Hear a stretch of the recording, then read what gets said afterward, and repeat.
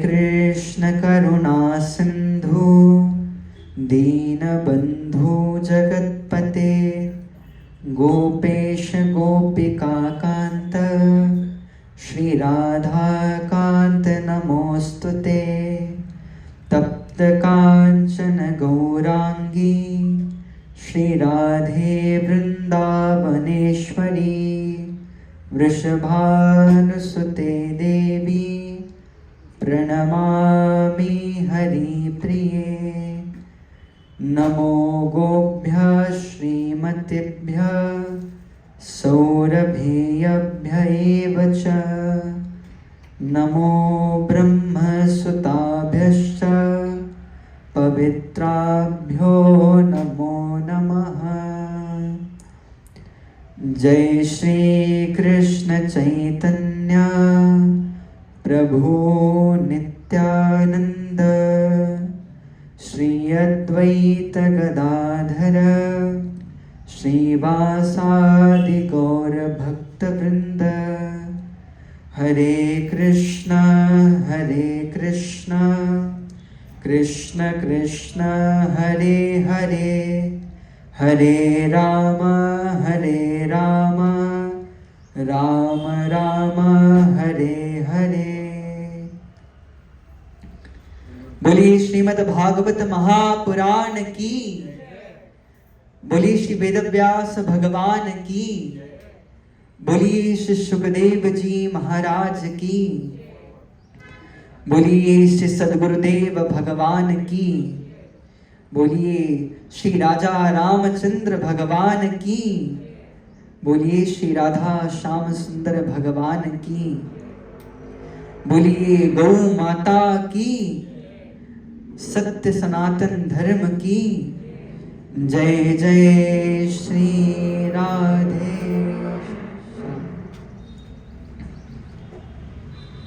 श्री गणेशाय नमः। तो आइए कथा में प्रवेश करने से पूर्व कुछ क्षणों के लिए हरि नाम संकीर्तन कर अपने मन वाणी को पवित्र करें। आप सभी से अनुरोध है कि आप भी कीर्तन में पीछे पीछे भाग लेने का सहयोग कीजिएगा।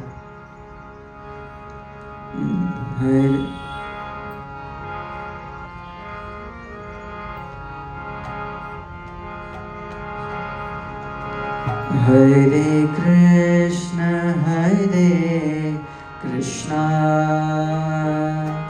कृष्ण कृष्ण हरे हरे हरे राम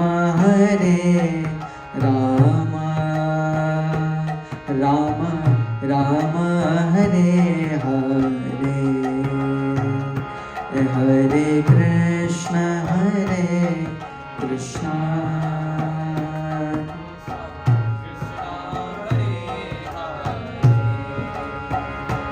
हरे राम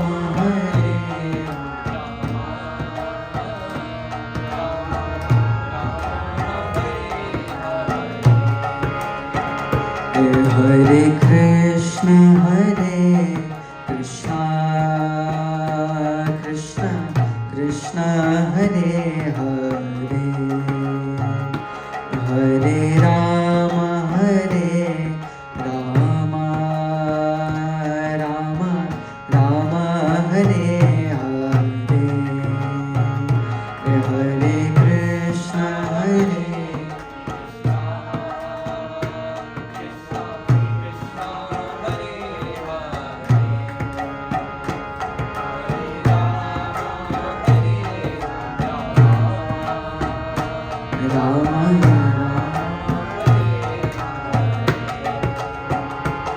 हरे कृष्ण हरे कृष्ण कृष्ण कृष्ण हरे हरे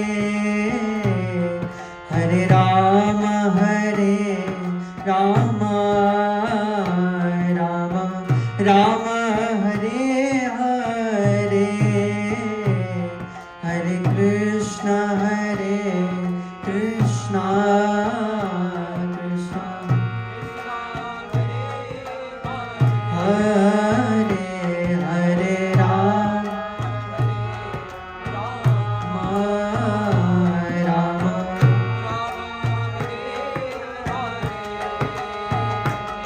हरे कृष्णा कृष्णा कृष्णा हरे हरे, हरे राम राम राम हरे हरे।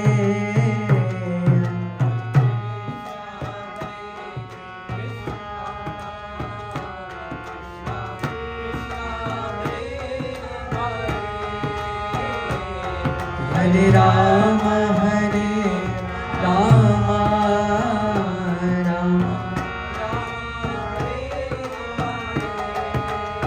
ओ हरे कृष्णा कृष्णा कृष्णा हरे हरे, हरे राम राम राम हरे हरे, हरे कृष्णा कृष्णा कृष्णा हरे हरे, राम राम ओ हरे कृष्ण कृष्ण कृष्ण हरे हरे, हरे राम राम राम हरे हरे, हरे कृष्ण हरे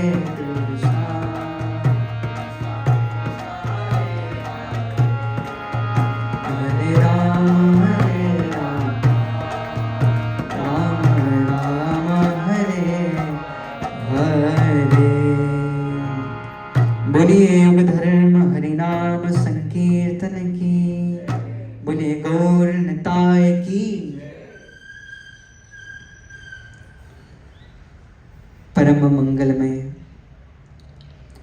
भक्त वांछा कल्पतरु अनंत कोटि ब्रह्मांड नायक वसुदेव देवकी नंदन भगवान श्री कृष्ण एवं उनकी परम आराध्या परम प्रियतमा अनंत करुणामयी श्री राधा रानी के चरणों में हम सभी प्रणाम निवेदन करते हैं। श्री राधा कृष्ण की वांगमयी प्रतिमूर्ति ग्रंथराज श्रीमद् भागवत महापुराण को हम सब वंदन करते हैं। इस कथा को श्रवण करने के उपलक्ष्य से यहाँ पर पधारे सभी भावुक भक्तजन वैष्णव संतों को एवं भगवत पार्षदों को मैं व्यासपीठ से प्रणाम निवेदन करता हूँ। श्री हनुमान जी महाराज को प्रार्थना करता हूँ कि वे अपने यथास्थान आसन को ग्रहण करें और हमें ये कथा निर्विघ्नता पूर्वक संपन्न करने का आशीर्वाद दें। तो चलिए इसी के साथ आज की कथा में प्रवेश करते हैं।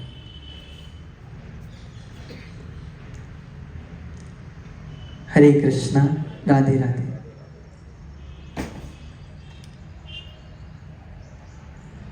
आज वास्तविकता में हमारा असली भाग्योदय हुआ है। शास्त्रों में कहा है जन्मांतरे भवेत् पुण्यम तदा भागवतम लभेत। बड़े ध्यान देने वाली बात है। जब जीव के एक जन्म के नहीं अपितु जन्म जन्मांतरों के पुण्य उदय होते हैं, तब जाकर उसे भागवत कथा श्रवण करने का सौभाग्य प्राप्त होता है। और आज उसी भगवत कृपा से ये भगवान की भागवत गंगा गुजरात की पावन भूमि में, आनंद की इस पावन भूमि पर प्रकट हो रही है। इस कथा में कथा का निवेदन करने वाले परम पूज्य आदरणीय श्री पटेल प्रभु जी, जिन्होंने यह पावन कथा का आयोजन अपने आराध्य माता पिता की पावन स्मृति में किया है, उन्हें भी वंदन करते हुए चलिए कथा को श्रवण करें।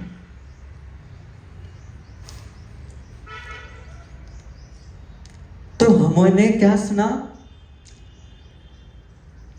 जीवन में सबसे दुर्लभ है भागवत कथा। क्यों?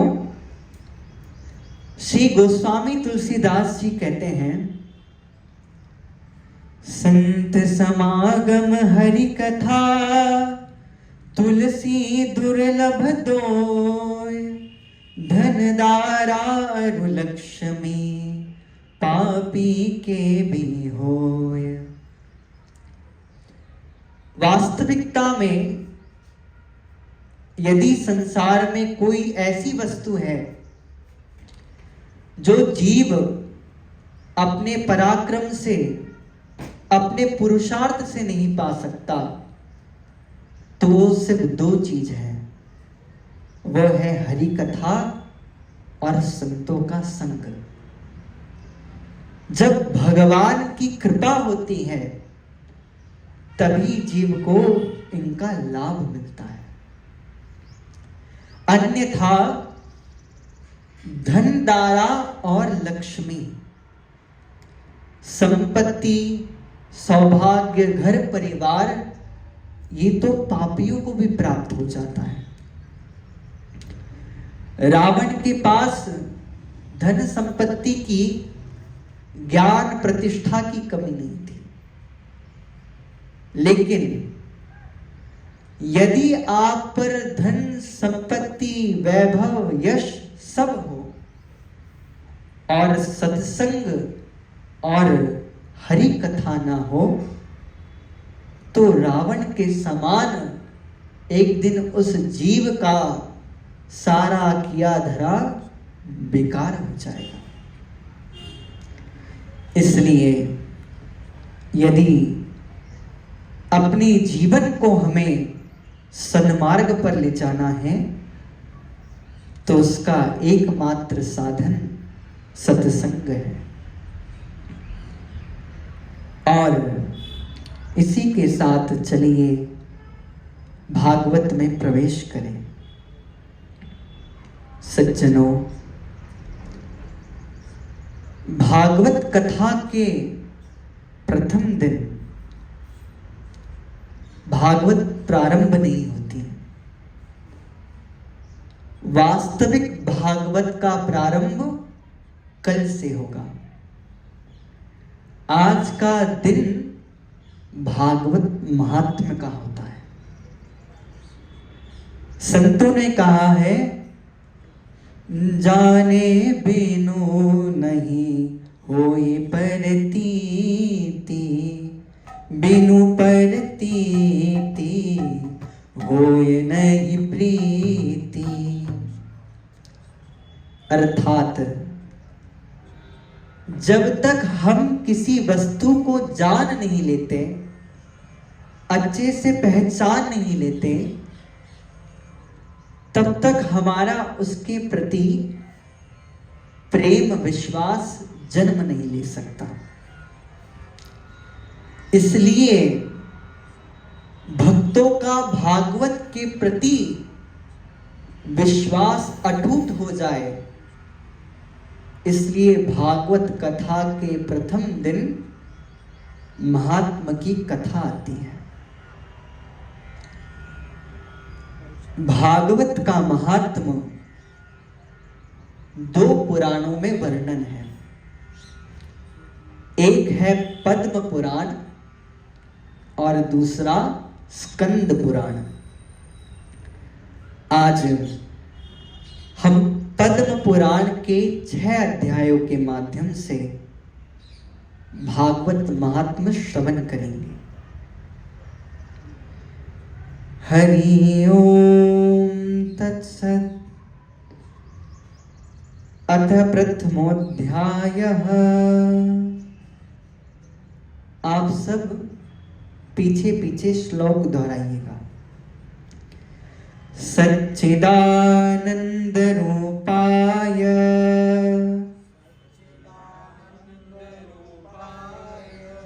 विश्वोत्पत्त्यादि हेतवे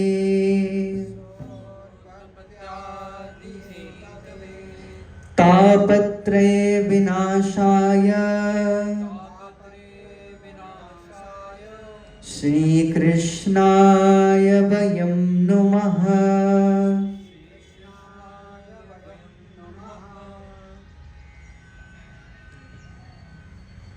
यदि मैं आपसे पूछूं भगवान कृष्ण कौन है, तो आपका उत्तर क्या होगा? अधिकांश लोग कहेंगे कि ठाकुर जी नंद बाबा और यशोदा के लाला हैं।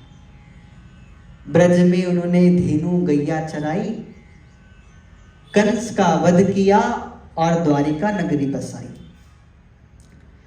पर ये सब तो भगवान की लीला है।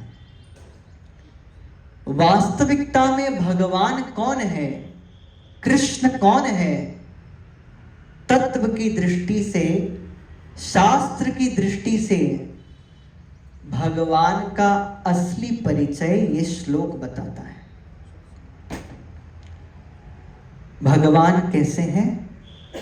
सच्चिदानंद रूपाय। हम लोगों का शरीर नश्वर है, रक्त मांस इत्यादि से बना हुआ है, किंतु भगवान का दिव्य शरीर जिसे वपु कहते हैं, वो सच्चिदानंद रूप है। सच्चिदानंद की 3 विभाग हैं, सत्य, चित्त और आनंद। सत्य का क्या अर्थ है? असति इति सत, अर्थात जो कभी नष्ट नहीं हो सकता, जो सनातन है, शाश्वत है, वो सत्य भगवान है। और भगवान का दूसरा रूप है चैतन्य, अर्थात चेतना। चेतना का एक और अर्थ है आत्मा। भगवान हम सब के भीतर आत्मा रूप में स्थित है, और यदि वही भगवान आत्मा रूपी इस देह को छोड़ दे, तो आदि शंकराचार्य कहते हैं, यावत पवनो निवसति गेहे तावत प्रेक्षति कुशलम देहे गतिवति वायौ देहा पाए भार्या बेभ्यति तस्मिन् काये भज गोविंदम भज गोविंदम गोविंदम भज मूढ़मते। अर्थात भगवान जब तक आत्मा रूप से शरीर में होते हैं ना, तो एक पत्नी के लिए अपने पति से ज्यादा सुरक्षित पुरुष कोई और नहीं होता। वो घर में अपने पति की पूर्ण निष्ठा से सेवा करती हैं, लेकिन जिस क्षण उस पति का देहांत हो जाए और पति का मृतदेह घर के भीतर पड़ा हो, तो अपने पति की लाश को देखकर वो पत्नी डरती है कि ज्यादा देर तक इन्हें घर में रखना ठीक नहीं, न जाने इनकी आत्मा घर में डोलने लग गई तो। अर्थात वो आत्मा रूप से जो समस्त देहों में उपस्थित है, वो आत्मा भगवान का रूप है। और भगवान का तीसरा रूप है आनंद। श्री गोस्वामी तुलसीदास जी कहते हैं, जो आनंद सिंधु सुख राशि सी करते त्रय लोक सुपासी, सो सुख धाम राम अस नामा, अखिल लोक दायक विश्रामा। भगवान कैसे हैं?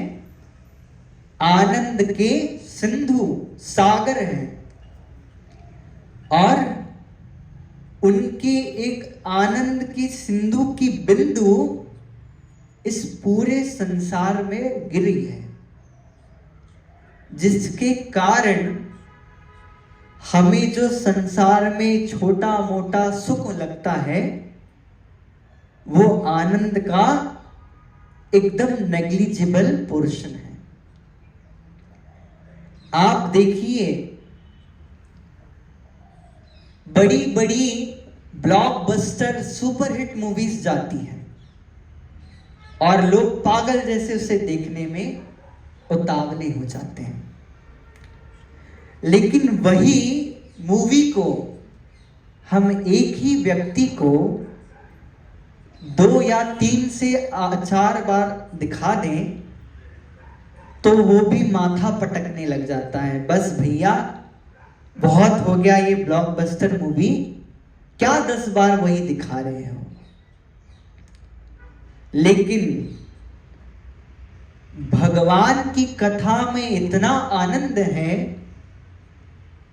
कि भगवान राम जी को धाम गए हुए 4 करोड़ वर्ष हो गए हैं, और कृष्ण प्रभु को गए हुए 5000 वर्ष बीत गए, लेकिन आज तक उनकी कथा अनंत लोग गा चुके हैं, लेकिन किसी का मन उबा नहीं।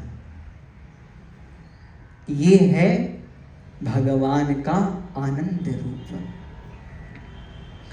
संत कहते हैं, सत्य जानो जो बिन से नाही, चित जानो जो चेतन राशि, जो घट घट में करे आनंदा, ताको नाम सच्चिदानंदा। अब भगवान का रूप तो पता चल गया,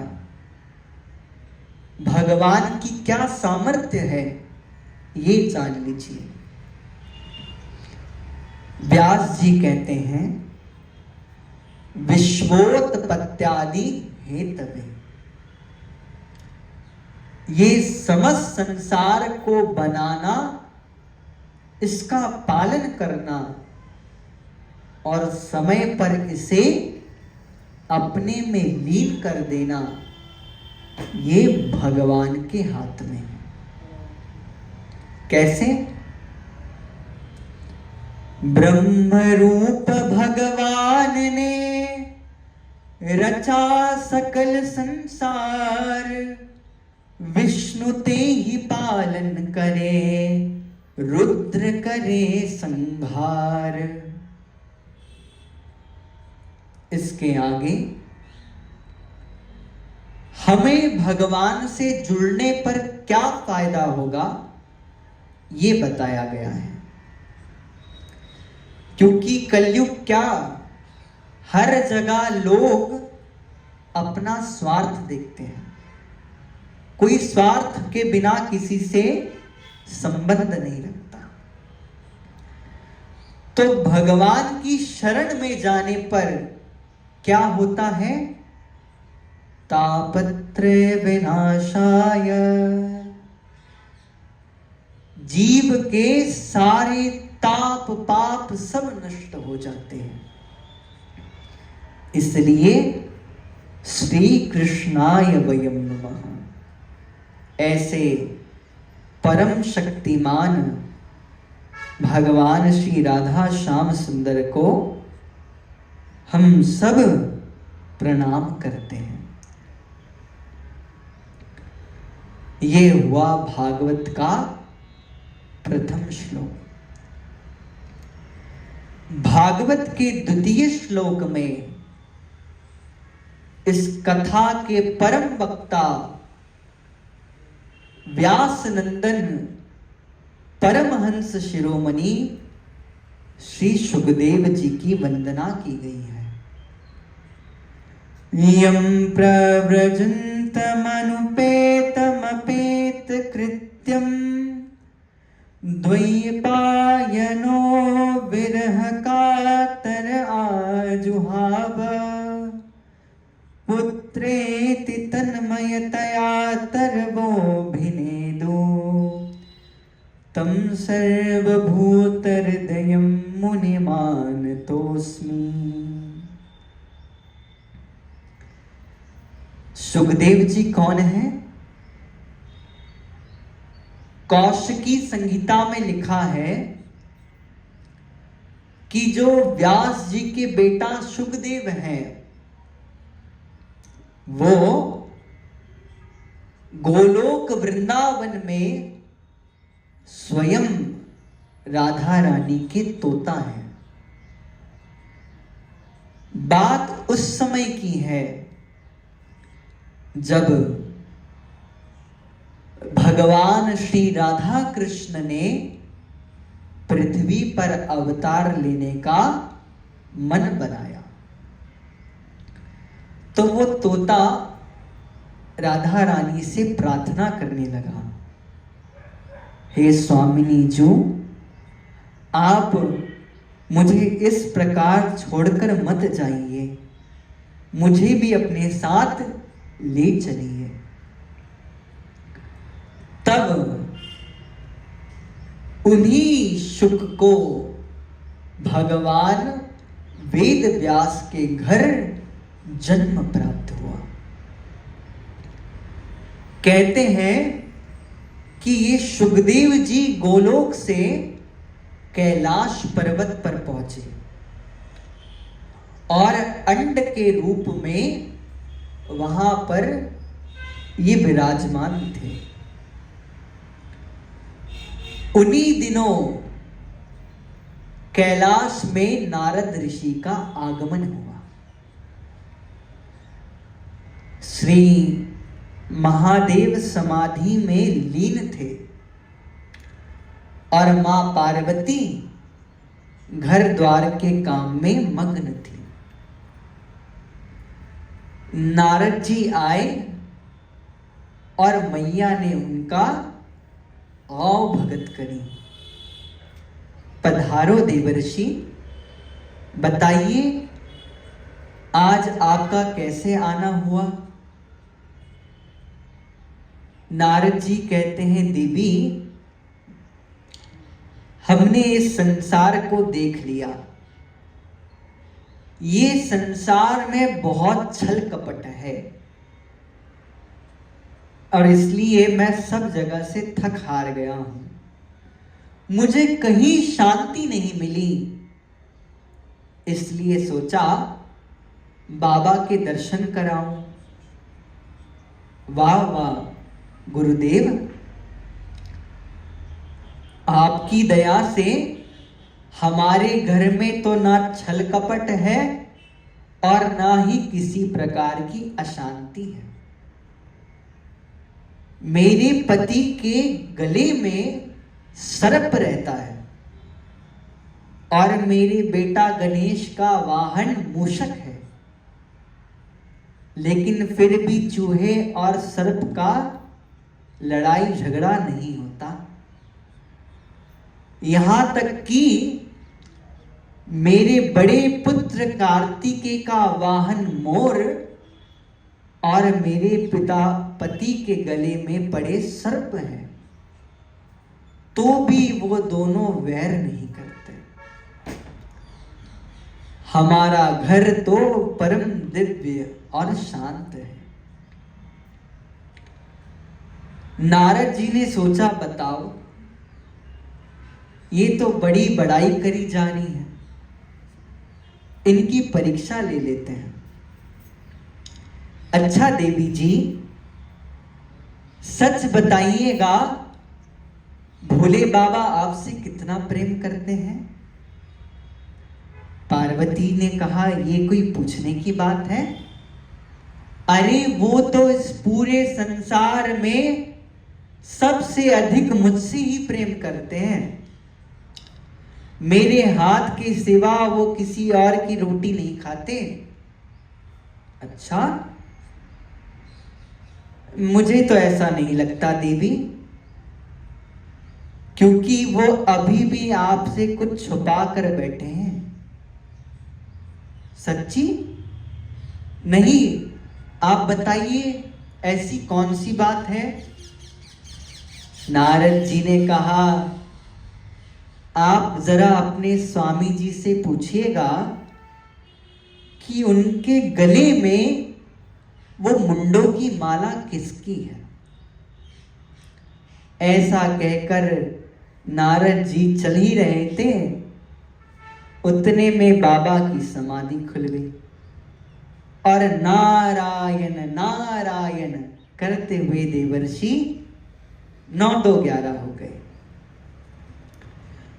अब तो माता पार्वती रूस कर बैठ गई। बाबा आवाज लगा रहे हैं, देवी अरे सुनती हो, आज तो एक लोटा पानी भी नहीं दिया आपने, क्या हुआ, कहां बैठी हो? मैया कुछ भी नहीं बोली। तो दूसरे बहाने से पूछने लगे, अच्छा बताओ, गणेश कहां चला गया, मुझे कुछ काम था।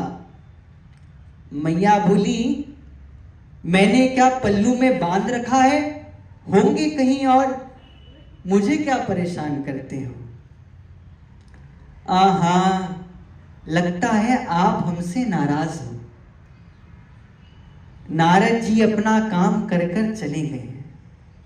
अब बताओ, आप कैसे मानोगी? मां पार्वती कहती है, प्रभु मैं आज तक समझती थी कि आप मुझसे अथाह प्रेम करते हो, लेकिन फिर आपने मुझसे एक बात क्या छुपाई? कौन सी बात? सच बताइएगा कि आपके गले में ये नरमुंडों की माल किसकी है? ये सुनते ही आज बाबा के नेत्रों से अश्रु बहने लग गए। अरे प्रियतमे, ये तुमने कैसा प्रश्न कर दिया? नहीं, आज तो मैं सुनकर रहूंगी, आपको बताना पड़ेगा। शिव जी बोले, देवी ये नरमुंडों की माल तुम्हारी ही है। पार्वती बोली, कैसे? मैं तो जीवित हूं, आपके सामने खड़ी हूं। तब भोले बाबा ने बताया, जब जब तुम अपना देह त्यागती हो तो तुम्हारे विरह में मैं इतना व्याकुल हो जाता हूं कि तुम्हारे मुंडों की माला मैं अपने गले में धारण करता हूं। अब तो माता और रूठ गई, आप तो एक नंबर के कपटी निकले। कपटी का मतलब वो वाला नहीं जो कप में टी पीता है। महाराज, आपने इतना बड़ा कपट किया। तब भोले बाबा ने कहा, क्या करूं देवी। माता बोली, अच्छा हर बार मैं ही मरती हूं, आपका कभी काल नहीं आता, आपकी मृत्यु नहीं होती? ना जी, मैं तो अमर हो गया हूं। माता ने पूछा, कैसे अमर हुए? तब भोले बाबा ने कहा, मैंने अमर कथा का पान किया है, और वो अमर कथा कोई और नहीं, यही भागवत कथा है। मां ने हट किया कि अब मुझे भी अमर होना है, आप मुझे भी वो कथा कृपया सुना दीजिए। तब भोले बाबा ने कैलाश के सारे जीव जंतुओं को जलाकर भस्म कर दिया। समझे? किसी को बाबा ने कथा का दान नहीं किया, मुक्ति दे दी। लेकिन उसी कैलाश में वही सुखदेव जी अंडे के रूप में स्थित थे। महाराज, बाबा ने आज्ञा करी, देवी कथा कहते कहते मैं समाधि में चला जाऊंगा, लेकिन तुम हुंकार भरते रहना, तो मुझे ध्यान बना रहेगा। और कथा प्रारंभ हुई। अब कथा जब शुरू होती है ना, तो एक बड़ी विडंबना है।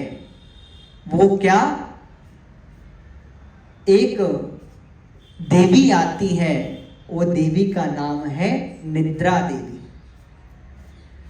संयोग से आज निद्रा देवी मां पार्वती के पास भी पहुंच गई, और कथा के बीच पार्वती भी सो गई। अब हुंकार कौन भरे? तो पीछे अंडे से फूटकर श्री सुखदेव जी हुंकार भरने लगे। और पूरी कथा जब विराम हो गई, बाबा ने जय घोष लगाया, भक्त वत्सल भगवान की जय। अब मैया उठी, हाँ हाँ कहां पहुंचे? अब बाबा ठहरान, देवी अब तक आप कथा नहीं सुन रही थी, तो ये हुंकार कौन भर रहा था? चारों ओर निगाहें फैलाई, और जो ही पीछे मुड़े तो नन्हे से छोटे से सुखदेव टुक टुक टुक कर भोले बाबा को निहार रहे थे।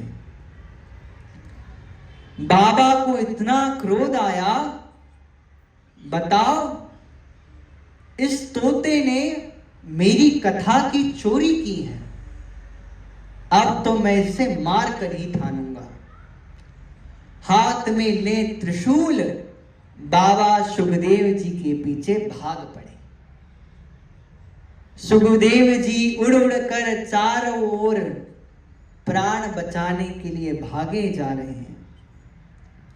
उतने में बद्रिकाश्रम में व्यास जी की पत्नी बिटका देवी के मुख में वो सुखदेव जी चले गए, और जाकर उनके गर्भ में छुप गए। और यहां भोले बाबा आए, अरे यहां भीतर छुपा है, बाहर निकल, अभी तुझे दंड देता हूं। व्यास जी ने कहा, जय हो महादेव की। बताइए प्रभु, कैसे पधारे? भोले बाबा कहते हैं, वेद व्यास जी, अरे इस तोते ने मेरी अमर कथा की चोरी की है, इसलिए मैं इसे मार कर ही ठानूंगा। व्यास जी कहते हैं, बताओ। अब वो अमर कथा सुनकर अमर हो चुका है, तो भला उसे कैसे मारोगे? इससे अच्छा है आप इसे क्षमा कर वापस लौट जाओ।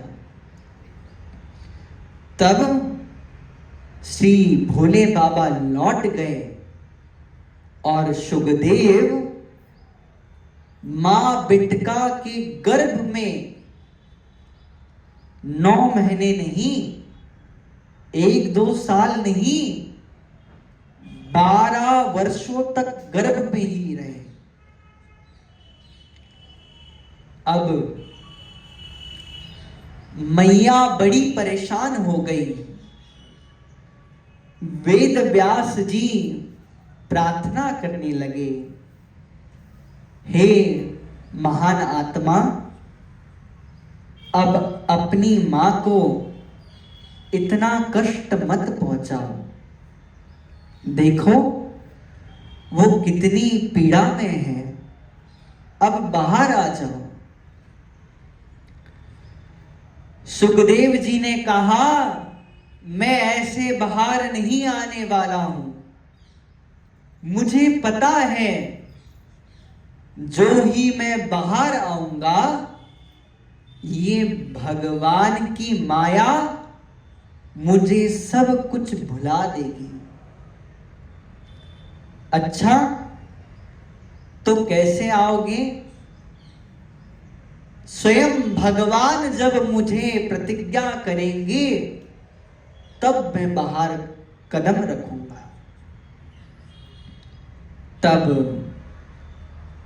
व्यास जी की प्रार्थना से भगवान द्वारिकाधीश आज बद्रिकाश्रम में प्रकट हो गए। सुखदेव को आश्वासन दिया, हे शुक, अब तुम निश्चित हो जाओ, तुम्हें मेरी माया कभी नहीं सताएगी। और तब जाकर जन्म हुआ श्री सुखदेव भगवान का। बोलिए सुखदेव जी महाराज की। और जन्म लेते ही सुखदेव ने न अपने मां का मुख देखा, न अपने पिता को निहारा। क्या किया? यम प्रव्रजंत मनुपेत मपेत कृत्यम। वो सीधे भागते हुए चले गए वन की ओर। आज अपने पुत्र को भागता देख वेद व्यास जी व्याकुल हो गए और बेटे के पीछे भाग रहे हैं। अरे शुक, अरे पुत्र, ठहर जाओ, जरा अपनी मां को एक बार अपना मुखड़ा तो दिखाते जाओ। लेकिन सुखदेव फिर भी नहीं रुके और उनकी जगह उस वन में जो वृक्ष थे उनसे आवाज आने लगी, शुकोहम शुकोहम, मैं शुक हूं, मैं शुक हूं। ये देखकर व्यास जी समझ गए कि ये कोई सामान्य आत्मा नहीं। तो ऐसे सर्वभूत हृदय सुखदेव को हम प्रणाम करते हैं। और चलिए अब भागवत में प्रवेश करें। नैमिषे सूतमासीना मभिवाद्य महामतिम् कथामृत रसस्वाद कुशल शौनको ब्रवीत।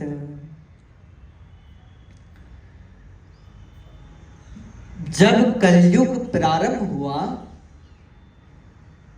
तब सारे संत डर गए, क्योंकि कलयुग बड़ा भयंकर है। इसलिए अपने को कलयुग के दोषों से बचाने के लिए 88,000 ऋषि संत नैमिषारण्य की पावन भूमि पर एकत्रित हुए और उनके बीच ये चर्चा छिड़ गई कि हमें अपने कल्याण के लिए कौन सा साधन करना चाहिए। तब संतों पर कृपा करने के लिए उनकी सभा में सूत महर्षि का आगमन हुआ।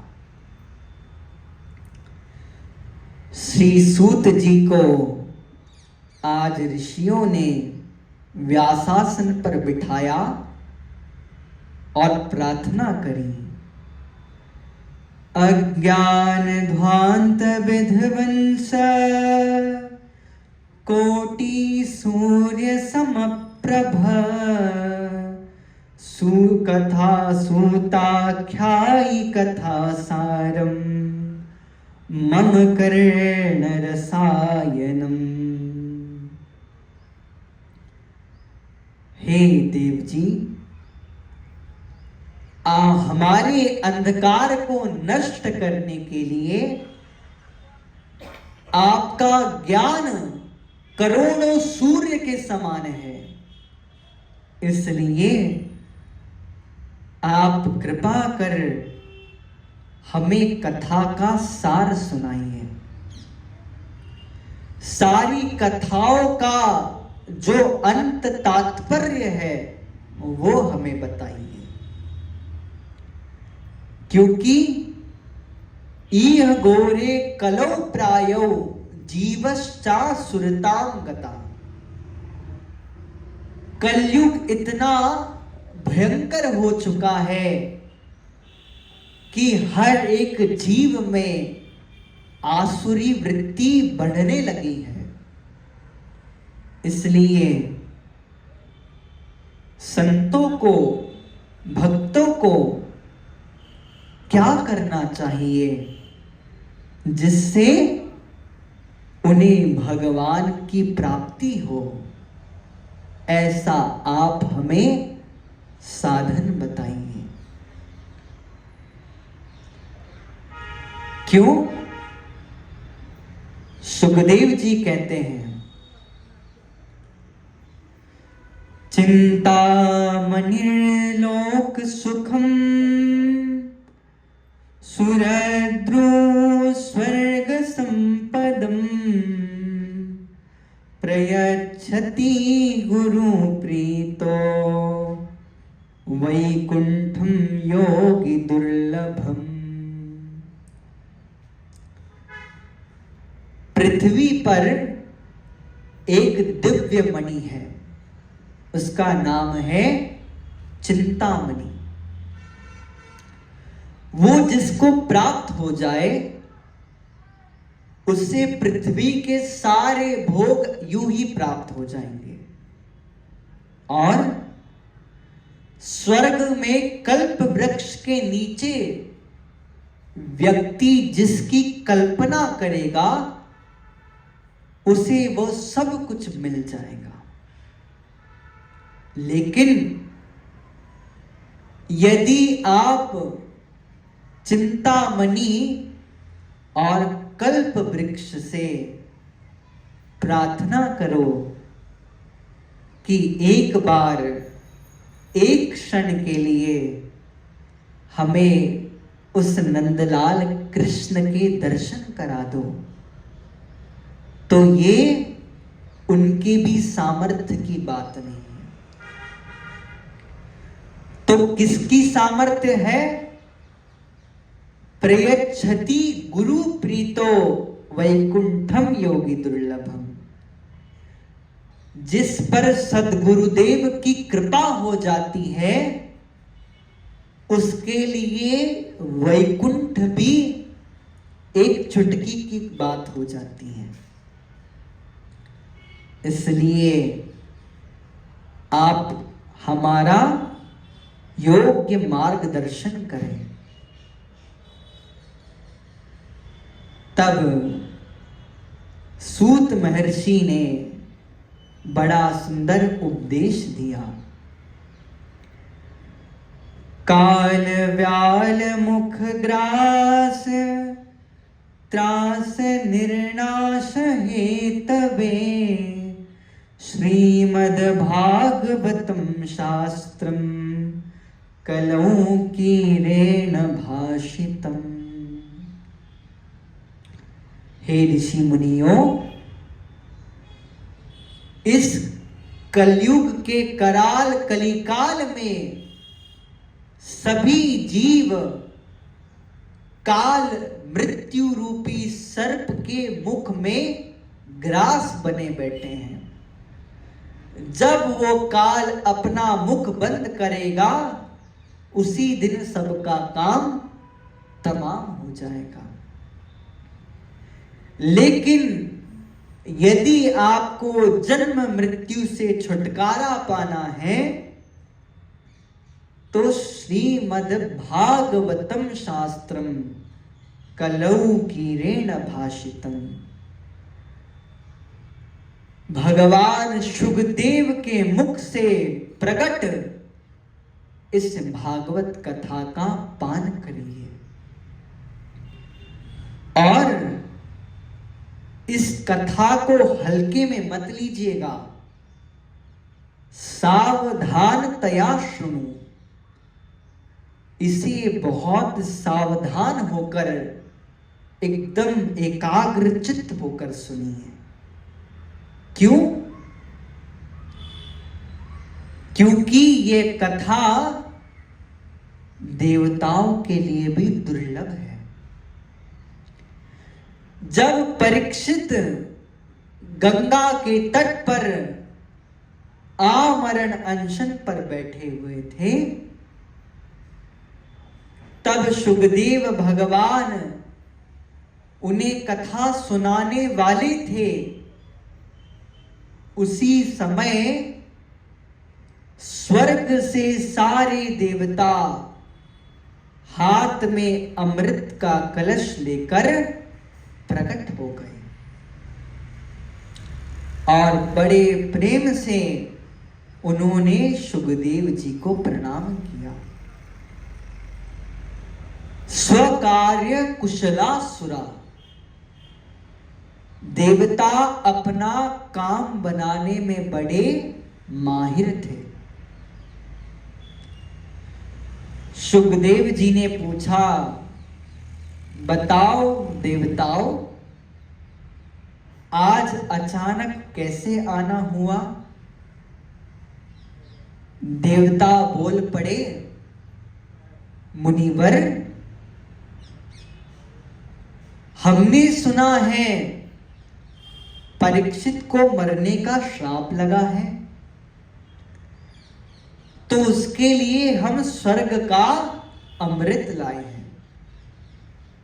इसे पीकर वो अमर हो जाएगा। लेकिन हां, उसके बदले में वो कथा आप हमें सुनाइए। ये सुनकर शुकदेव जी क्रोधित हो गए। कहते हैं, क्व सुधा क्व कथा लोके क्व काच क्व निर्महान ब्रह्मरातो विचार्यैवं तदा देवांजहासः। अरे मूर्ख देवताओं, तुम यहां व्यापार करने आए हुए हो क्या? और यदि तुम्हें व्यापार करना भी है तो लेन देन तो सेम वैल्यू वाली चीजों में होता है। कहां तुम्हारा कांच के समान स्वर्ग का अमृत और कहां दिव्य तेजस्वी भागवत रूपी मणि। जाओ, मैं तुम्हें कथा सुनने नहीं दूंगा, भाग जाओ यहां से। तब हमें ये पता चला कि श्रीमद् भागवती वार्ता सुरा नाम अपि दुर्लभ। ये कथा देवताओं के लिए भी दुर्लभ है। देवता भागे भागे ब्रह्मा जी के पास गए हैं। ब्रह्मा जी ने देखा, बताओ, परीक्षित का 7 दिन में उद्धार भी हो गया।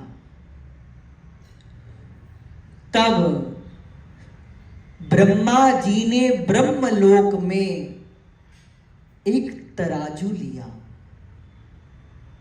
और उसके एक पलड़े पर भागवत कथा को विराजमान किया, दूसरे पलड़े पर दुनिया भर के सारे साधन, जप तप ध्यान दान सब रख दिया। लेकिन अपनी गरिमा के चलते भागवत का पलड़ा झुक गया और भागवत महान सिद्ध हुई। ये सुनकर आज ऋषि संतों को बड़ा आनंद हुआ। फिर उन्होंने पूछा कि ये भागवत कथा प्रचलित कब हुई, इसे सर्वप्रथम किसने सुना, आप हमें बताइए। तब सूत महर्षि कहते हैं, एकदा ही विशालायां चत्वार ऋषयो मला सत्संगार्थं समायाता दृदशोस्तत्र नारदम्। एक दिन बद्रिकाश्रम में सनक सनंदन सनातन सनत कुमार 4 भैया हरि कीर्तन करते जा रहे थे। उतने में उनके सामने से देवर्षि नारद बड़े चिंता व्याकुल होते हुए भागते हुए दिखे। सनकादियों ने आवाज लगाई, ऋषिवर कथम ब्रह्मण दीनमुखा कुतश्चिंता तुरो गवान। अरे ब्राह्मण देवता देवर्षि, आप ऐसे दीनहीन कहां भागे जा रहे हैं और आपके मुख पर ये चिंता कैसी? अरे संतों का काम तो चिंतन करना है। महाराज, चिंता चिता में क्या भेद है पता है? कहते हैं चिंता चिता मरे को जलाती है और चिंता जिंदा को खा जाती है। इसलिए देवर्षि, आप अपनी समस्या हमें बताइए। तब नारद जी बोल पड़े, अहं तु पृथ्वीं यातो ज्ञात्वा सर्वोत्तमामिति पुष्करं च प्रयागं च काशीं गोदावरीं तथा हरे क्षेत्रं कुरुक्षेत्रं श्रीरंगं सेतुबन्धनम् एवमादिषु तीर्थेषु भ्रममान इतस्ततः। हे ऋषियों, इस 14 भुवनों में मैंने सोचा क्यों ना सत्संग के लिए इस पृथ्वी के दर्शन कर आऊं, तीर्थों के धामों के दर्शन कर आऊं। मैं हरिद्वार, कुरुक्षेत्र, गोदावरी, श्रीरंग, सेतु बंधन सारे तीर्थ घूम आया, लेकिन कहीं भी मेरे मन को शांति नहीं मिली। कलयुग का ऐसा भयंकर प्रभाव पड़ गया। सत्यम नास्ति तपः शौचम दया दानम न विद्यते उदरम भरिणो जीवा वराका कूट भाषिण। लोग बात बात पर झूठ बोलने को तैयार होते हैं। तपस्या, महाराज, सूर्योदय के पहले उठना तो लोगों के लिए मानो कोई बहुत बड़ा तप मान गया है। और ना ही लोग स्वच्छता, पवित्रता का ध्यान देते हैं और ना ही उनके भीतर दान पुण्य की भावना बची गई है। तो क्या कर रहे हैं? उदरम भरिनो जीवा।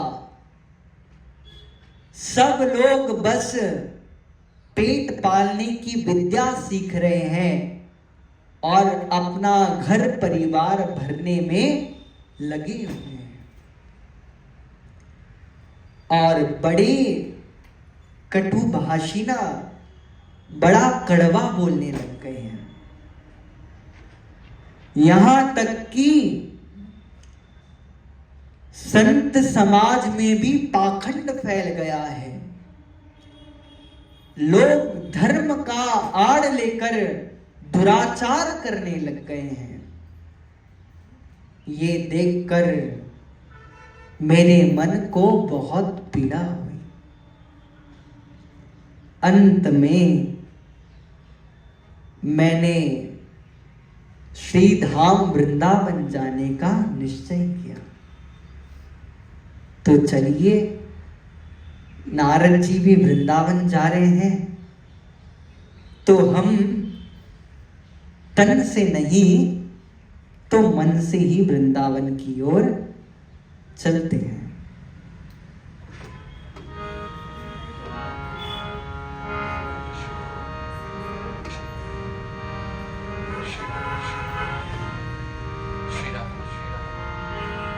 सब लोग गाइएगा, मन को कहिए।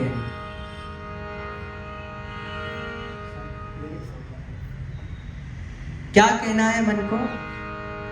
चलो रे मन श्री वृंदावन धाम, चलो रे मन श्री वृंदावन धाम। हो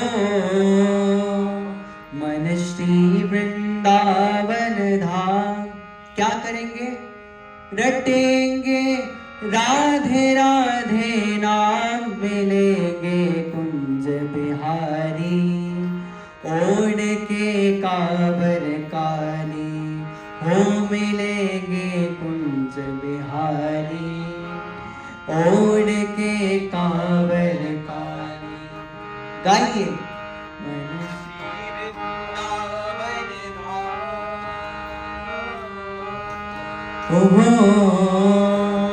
मन श्री वृंदावन धाम, रटेंगे राधे राधे नाम, मिलेंगे कुंज बिहारी ओढ़ के कांवर काली, मिलेंगे राधे बिहारी ओढ़ के कांवर काली। वृंदावन जाकर क्या करेंगे? प्रात होत हम श्री यमुना जी जाएंगे, प्रात होत हम श्री यमुना जी जाएंगे, कर स्नान हम जीवन सफल बनाएंगे, कर स्नान हम जीवन सफल बनाएंगे, तेरे पूर्ण हो सब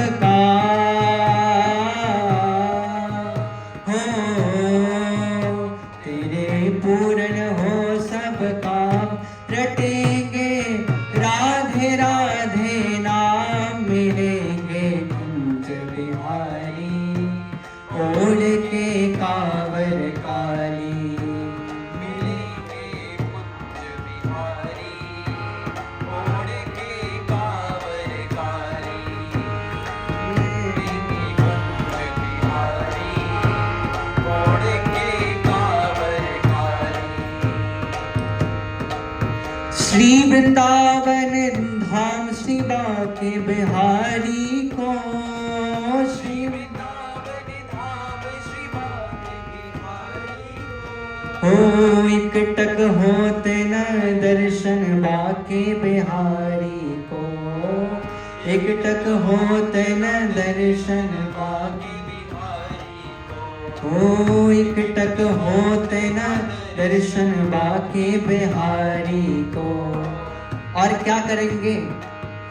ओ तू जप ले आठों याम, हो तू जप ले आठों याम, रटेंगे राधे राधे नाम, मिलेंगे कुंज बिहारी ओढ़ के कांवर काली, हाँ मिलेंगे कुंज बिहारी ओढ़ के कांवर काली। चलो रे मन श्री वृंदावन धाम, हो मन श्री वृंदावन धाम, रटेंगे राधे राधे नाम, मिलेंगे कुंज बिहारी ओढ़ के कांवर काली, मिलेंगे कुंज बिहारी ओढ़ के कांवर काली। बोलिए श्री वृंदावन धाम की।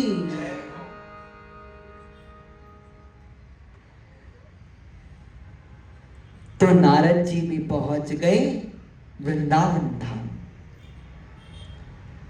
और वृंदावन में नारद जी ने क्या देखा? यमुना के तीर पर ज्ञान गूदड़ी की भूमि पर एक अत्यंत तेजस्वी तरुणी युवती अपनी गोद में दो वृद्ध पुरुषों को लेकर विलाप कर रही थी। उसकी सेवा में अनेक दास दासियां उपस्थित थे, लेकिन फिर भी उसका दुख दूर नहीं हो रहा था। तब नारद जी को दया आ गई। नारद जी उस युवती के पास पहुंचे, उतने में उस युवती ने आवाज लगाई, भो भो साधुशनं तिष्ठ मच्चिन्तामपि नाशय, दर्शनं तव लोकस्य सर्वथा गहरं परम। हे साधु, हे मुनिवर, रुक जाइए, एक क्षण के लिए ठहर जाइए, मुझ पर दया कीजिए। मैं जानती हूं आपके दर्शन मात्र से जीव के सारे पाप ताप नष्ट हो जाते हैं, मुझ पर दया कीजिए। तब नारद जी ने उससे उसका परिचय पूछा, देवी आप कौन हैं, अपने बारे में बताइए।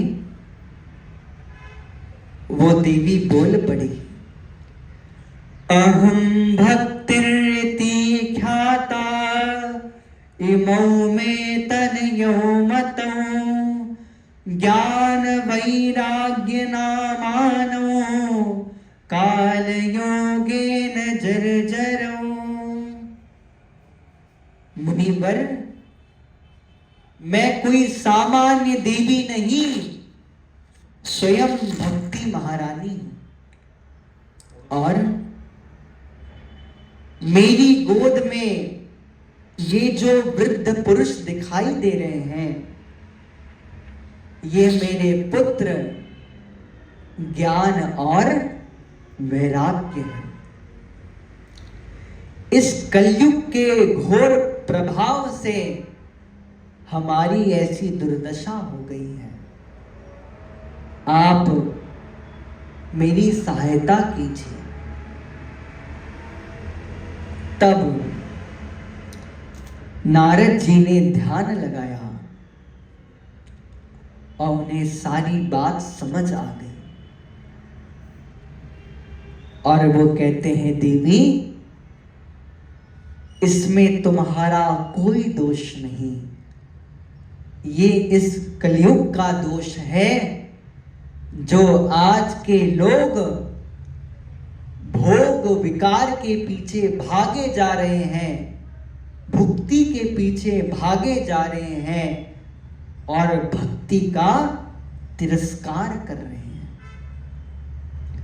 लेकिन वृंदावनस्य संयोगात् पुनस्तम तरुणी नवा, धन्यम वृंदावनम तेन भक्तिर्नित्यति यत्र च।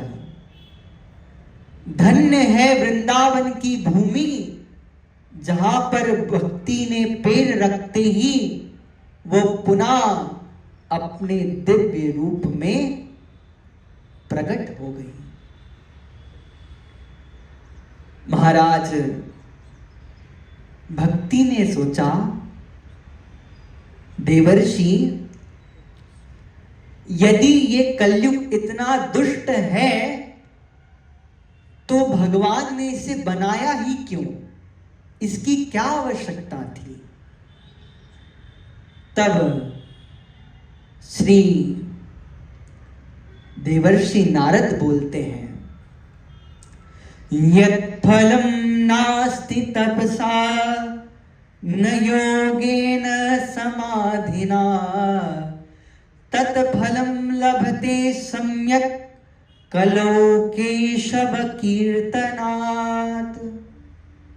मतलब जो फल आपको सतयुग में लाखों वर्ष तपस्या कर कर नहीं मिल सकता, द्वापर में कई हजारों वर्षों के यज्ञ से नहीं मिल सकता, और ऐसे अन्य साधनों से नहीं मिल सकता, वह फल कलयुग में एक क्षण के लिए भगवान के कीर्तन से मिल जाता है। इसलिए तो गोस्वामी जी कहते हैं, कलियुग केवल नाम आधारा, सुमिर सुमिर नर उतरहि पारा। कलयुग में कुछ मत करो, बस भगवान का नाम जपो, नाम भजो, उतने से जीव का उद्धार हो जाएगा। इसलिए देवी ये कलयुग बड़ा महान है। तब नारद जी ने अपने सारे ज्ञान बुद्धि लगा दी, ज्ञान वैराग्य को उठाने का प्रयास किया। कहते हैं, वेद वेदांत पाठश्च गीता पाठैर मुहुर्मुहुः। महाराज देवर्षि ने ज्ञान वैराग्य के कान पर वेद वेदांतों का पाठ किया, गीता का पाठ किया। लेकिन जब तक कान में गीता पढ़ती है, तब तक ज्ञान वैराग्य को चेतना मिलती है, आँख खोल पाते हैं। और जो ही पाठ बंद होता है, सुई धड़ाम से वो बेसुध हो जाते हैं। ये देखकर नारद जी हताश हो गए। तब महाराज आकाशवाणी हुई, उद्यमः सफलस्तेयम् भविष्यति न संशया, एतदर्थं तु सत्कर्म सुरर्षे त्वं समाचर। हे देवर्षि, आपका ये उद्यम निश्चित सफल होगा, लेकिन उसके लिए आपको एक सत्कर्म करना पड़ेगा। और वो सत्कर्म आपको कोई संत महात्मा बताएंगे। अब नारद जी और परेशान कि भला अब तक मैं जो कुछ कर रहा था, क्या वो सत्कर्म नहीं था? नारद जी सभी संतों के पास जाने लगे, लेकिन कहीं भी उनको समाधान नहीं मिला। और अंत में नारद जी चले गए बद्रिकाश्रम की ओर, और वही उन्हें सनकादि के दर्शन हुए। तो हे सनकादि ऋषियों, आप ही बताओ, वो सत्कर्म कौन सा है? सनकादि ऋषि बड़े प्रसन्न हुए। पहले तो चिल्ला रहे थे, फटकार लगा रहे थे कि आप चिंता क्यों कर रहे हैं, लेकिन अब प्रशंसा कर रहे हैं। बताओ, आप अपने लिए चिंता नहीं, अपितु दूसरे के भलाई के लिए चिंता कर रहे हैं। अर्थात यदि आप परोपकार की भावना आपके मन में होगी, तो आपके लिए इस पृथ्वी पर कुछ भी दुर्लभ नहीं है। महाराज, आज सनकादि ऋषि बोल पड़े। सत्कर्म सूचको नूनम ज्ञान यज्ञ स्मृतो बुधै, श्रीमद् भागवतालाप सतु गीत शुकादि भी। अरे देवर्षि, वो सत्कर्म कोई दूसरा नहीं, स्वयं भागवत जी की कथा है। जाइए आप बड़ा विशाल यथा योग्य भागवत का आयोजन कीजिए और देखिए ये भागवत स्वयं पृथ्वी का कल्प वृक्ष है। आप इससे जो मांगोगे वो सब आपको प्राप्त हो जाएगा।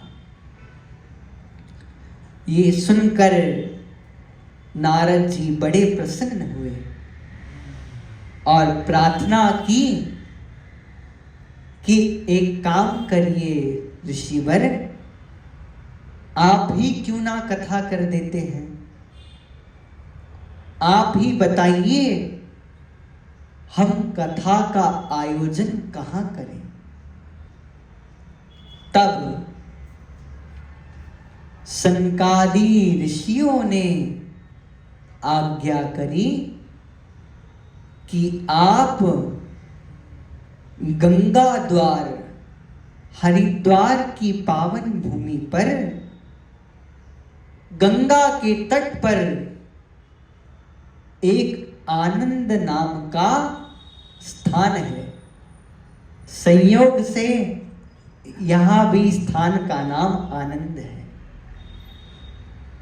जिसे आज के समय पे शुक्रताल कहते हैं। वहां कथा का आयोजन करेंगे।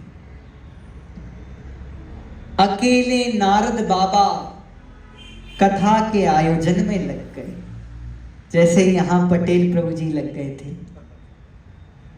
नारद जी 14 भुवनों में जाकर सबको आमंत्रण दे रहे हैं, भैया जरूर समय मिले, एक दिन नहीं तो एक घड़ी के लिए ही भागवत सुनने जरूर आइएगा।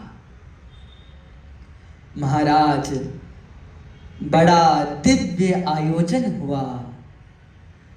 व्यासपीठ पर चारों भैया बैठ गए और सामने महाराज भक्ति ज्ञान वैराग्य बैठी। सारे संतों की टोली आकर बैठ गई, समस्त तीर्थ आकर बैठ गए, वेद शास्त्र भी अपना दिव्य रूप लेकर बैठ गए। सारी नदियां पर्वत आकर विराजमान हो गई। और तब श्री सनकादि ऋषि ने भागवत कथा प्रारंभ करी। और भागवत प्रारंभ भी नहीं की, बस टीजर स्टार्ट किया था, ट्रेलर। भागवत की महिमा गा रहे थे। क्या? सदा सेव्या श्रीमद् भागवती कथा, यस्या श्रवण मात्रेण हरिश्चित्तं समाश्रयेत। हे महानुभवों, संतों, सदा सर्वदा इस भागवत कथा का सेवन करो, पान करो। क्यों? यस्या श्रवण मात्रेण, इसे सुनने मात्र से वो जगतपति जगदीश्वर हरि आपके हृदय में आकर विराजमान हो जाते हैं। और कहां तक बताऊं, शास्त्र